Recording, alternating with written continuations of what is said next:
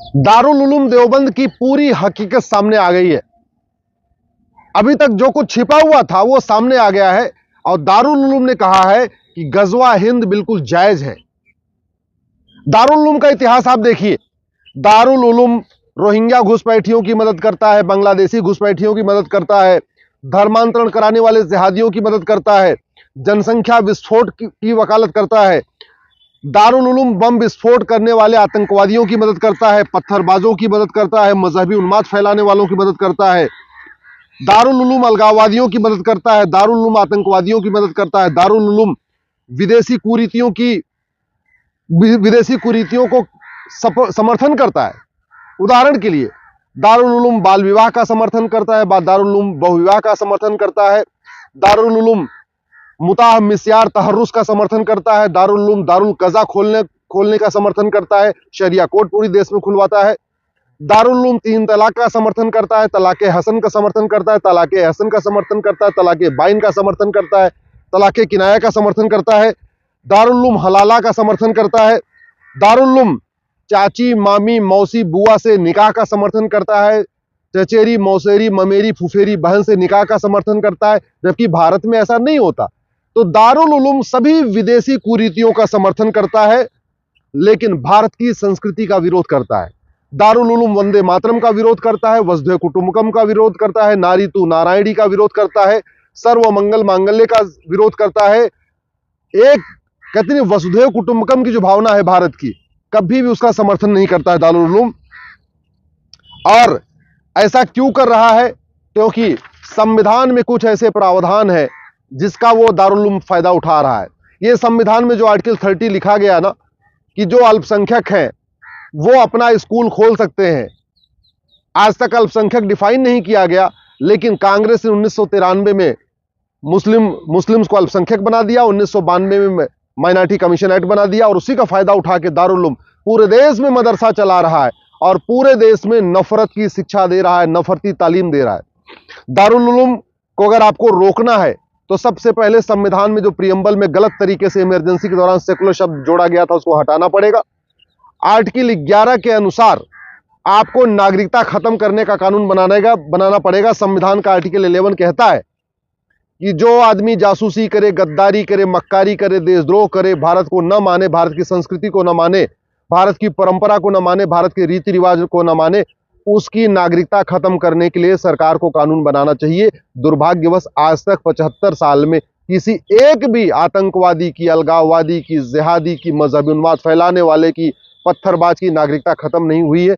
इसलिए अब समय आ गया है कि आर्टिकल 11 के अनुसार नागरिकता खत्म करने के लिए कानून बनाया जाए, आर्टिकल 21A को बदला जाए और समान शिक्षा पूरे देश में लागू किया जाए। मैं बार बार कहता हूं, जब तक ये विदेशी शिक्षा चलेगी, चाहे वो विदेशी मदरसा शिक्षा हो या विदेशी मिशनरी शिक्षा हो, मुगलों ने यहां मदरसा फैलाया, अंग्रेजों ने यहां के कॉन्वेंट स्कूल खोले और मिशनरी स्कूल खोले। ये दोनों ही कन्वर्जन के सेंटर हैं। इन दोनों में ही भारत की संस्कृति के खिलाफ उल्टी सीधी बातें सिखाई जाती हैं। तो अब समय आ गया है संविधान का आर्टिकल 21A, जिसको राइट टू एजुकेशन कहते हैं, इसको बदला जाए। अभी इसमें 6 से 14 साल तक यानी पहली से लेकर 8वीं तक शिक्षा का अधिकार किया गया है, इसको 10वीं तक कर दिया जाए और पूरे देश में 1 नेशन 1 एजुकेशन बोर्ड हो, 1 नेशन 1 सिलेबस हो, 1 नेशन 1 करिकुलम हो। गुजरात वाले गुजराती में पढ़े, बंगाल वाले बंगाली में पढ़े, महाराष्ट्र वाले मराठी में पढ़े, सिलेबस करिकुलम एक समान होना चाहिए। ये मदरसा और मिशनरी स्कूल बंद होना चाहिए।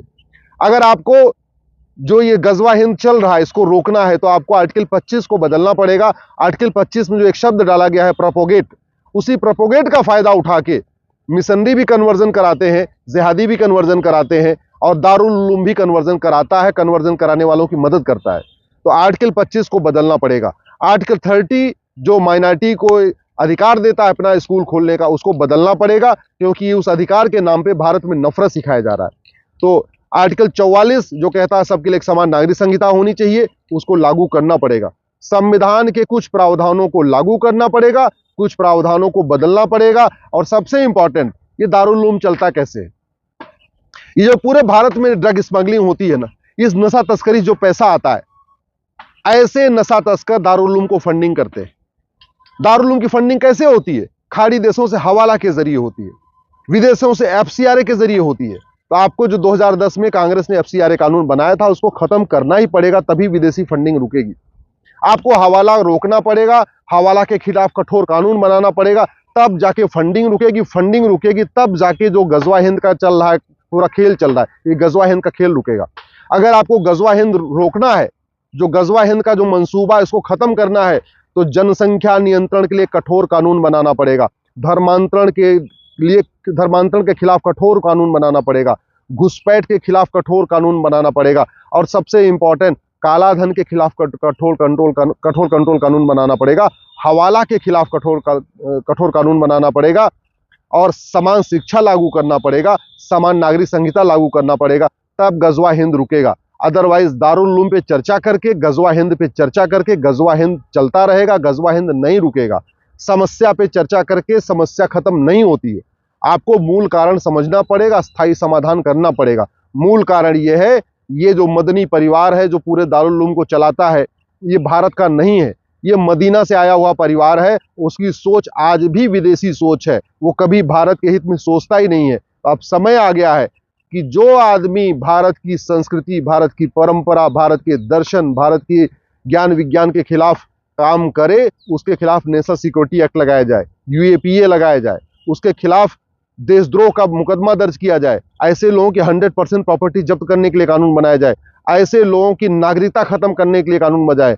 मैं गारंटी के साथ कहता हूं, धर्मांतरण कराने वालों की 100% प्रॉपर्टी जब्त करिए, नागरिकता खत्म करिए, 20 से 50 साल का सजा देने के लिए कानून बनाइए, धर्मांतरण रुक जाएगा। घुसपैठियों की 100% प्रॉपर्टी जब्त करिए, नागरिकता खत्म करिए और आजीवन कारावास दीजिए, घुसपैठ रुक जाएगी।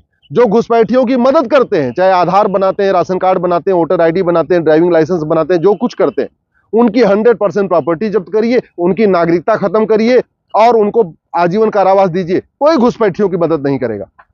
1991 का प्लेस ऑफ वर्शिप एक्ट खत्म करना पड़ेगा, 1992 का माइनॉरिटी कमीशन एक्ट खत्म करना पड़ेगा और 1995 का वक्फ एक्ट खत्म करना पड़ेगा।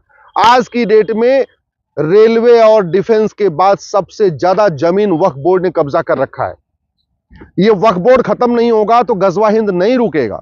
इसलिए मैं बार बार कह रहा हूं, गजवा हिंद रोकने के लिए धर्मांतरण नियंत्रण कानून बनाना पड़ेगा, घुसपैठ नियंत्रण कानून बनाना पड़ेगा, जनसंख्या नियंत्रण कानून बनाना पड़ेगा, मदरसा बंद करना पड़ेगा, समान शिक्षा लागू करना पड़ेगा, सभी विदेशी कुरीतियां खत्म करना पड़ेगा, समान नागरिक संहिता लागू करना पड़ेगा, ये माइनॉरिटी मेजॉरिटी का कॉन्सेप्ट खत्म करना पड़ेगा, विशेष दर्जा बंद करना पड़ेगा, विशेष मंत्रालय जो माइनॉरिटी अफेयर मिनिस्ट्री बनी इसको रोकना पड़ेगा, माइनॉरिटी कमीशन को खत्म करना पड़ेगा और सबसे इंपॉर्टेंट, ये जो 12 लाख एकड़ जमीन वक्फ बोर्ड लेके बैठा हुआ है, इस वक्फ कानून को खत्म करना पड़ेगा और उस 12 लाख एकड़ जमीन को वापस लेना पड़ेगा। नहीं तो गजवा हिंद होगा, 100% होगा। आखिर अफगानिस्तान में हो गया ना गजवा हिंद, दुर्योधन का ननिहाल गंधार हो गया ना गजवा हिंद, राजा भरत का ननिहाल कैके गजवा हिंद हो गया, पाकिस्तान बन गया, बांग्लादेश में गजवा हिंद हो गया। बाकी तो छोड़ो, भारत के 9 राज्यों से खत्म हो चुके हैं, भारत के 200 जिलों की डेमोग्राफी बदल चुकी है, भारत के 300 तहसीलों की डेमोग्राफी बदल चुकी है। तो केवल तू मैं करने से, आरोप प्रत्यारोप करने से गजवा हिंद नहीं रुकेगा, भाषणबाजी करने से गजवा हिंद नहीं रुकेगा, राम कथा करने से, भागवत कथा करने से गजवा हिंद नहीं रुकेगा, कविता पाठ करने से गजवा हिंद नहीं रुकेगा, टीवी डिबेट करने से गजवा हिंद नहीं रुकेगा। गजवा हिंद रुकेगा केवल कठोर कानून बनाने से। बाकी ये गजवा हिंद अगर हमने कठोर कानून नहीं बनाया तो गजवा हिंद 100% होगा, जो उनका 2047 का सपना है वो साकार हो जाएगा। अगर आपको दारुल उलूम का जो ये सपना चल रहा है इसको रोकना है, गजवा हिंद को सफल नहीं होने देना है, तो कठोर कानून बनाना पड़ेगा। मैं आप लोगों से भी निवेदन करता हूं, 5-5 हजार फेसबुक फ्रेंड बनाइए, समस्या के साथ मूल कारण स्थायी समाधान लिखिए। केवल समस्या की चर्चा करने से समस्या नहीं रुकेगी, गजवा हिंद की बात करने से गजवा हिंद नहीं रुकेगा। गजवा हिंद रोकने के लिए कठोर कानून बनाने पड़ेगा और कोई तरीका नहीं। 1991 का प्लेस ऑफ वर्शिप एक्ट खत्म करना पड़ेगा, 1992 का माइनॉरिटी कमीशन एक्ट खत्म करना पड़ेगा और 1995 का वक्फ एक्ट खत्म करना पड़ेगा। आज की डेट में रेलवे और डिफेंस के बाद सबसे ज्यादा जमीन वक्फ बोर्ड ने कब्जा कर रखा है।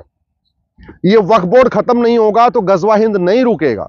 इसलिए मैं बार बार कह रहा हूं, गजवा हिंद रोकने के लिए धर्मांतरण नियंत्रण कानून बनाना पड़ेगा, घुसपैठ नियंत्रण कानून बनाना पड़ेगा, जनसंख्या नियंत्रण कानून बनाना पड़ेगा, मदरसा बंद करना पड़ेगा, समान शिक्षा लागू करना पड़ेगा, सभी विदेशी कुरीतियां खत्म करना पड़ेगा, समान नागरिक संहिता लागू करना पड़ेगा, ये माइनॉरिटी मेजॉरिटी का कॉन्सेप्ट खत्म करना पड़ेगा, विशेष दर्जा बंद करना पड़ेगा, विशेष मंत्रालय जो माइनॉरिटी अफेयर मिनिस्ट्री बनी इसको रोकना पड़ेगा, माइनॉरिटी कमीशन को खत्म करना पड़ेगा, और सबसे इंपॉर्टेंट ये जो 12 लाख एकड़ जमीन वक्फ बोर्ड लेके बैठा हुआ है, इस वक्फ कानून को खत्म करना पड़ेगा और उस 12 लाख एकड़ जमीन को वापस लेना पड़ेगा। नहीं तो गजवा हिंद होगा, 100% होगा। आखिर अफगानिस्तान में हो गया ना गजवा हिंद, दुर्योधन का ननिहाल गंधार हो गया ना गजवा हिंद, राजा भरत का ननिहाल कैके गजवा हिंद हो गया, पाकिस्तान बन गया, बांग्लादेश में गजवा हिंद हो गया। बाकी तो छोड़ो, भारत के 9 राज्यों से खत्म हो चुके हैं, भारत के 200 जिलों की डेमोग्राफी बदल चुकी है, भारत के 300 तहसीलों की डेमोग्राफी बदल चुकी है।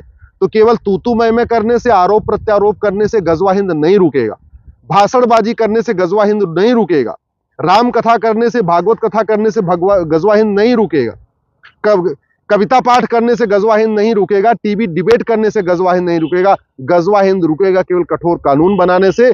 बाकी ये गजवा हिंद अगर हमने कठोर कानून नहीं बनाया तो गजवा हिंद 100% होगा, जो उनका 2047 का सपना है वो साकार हो जाएगा।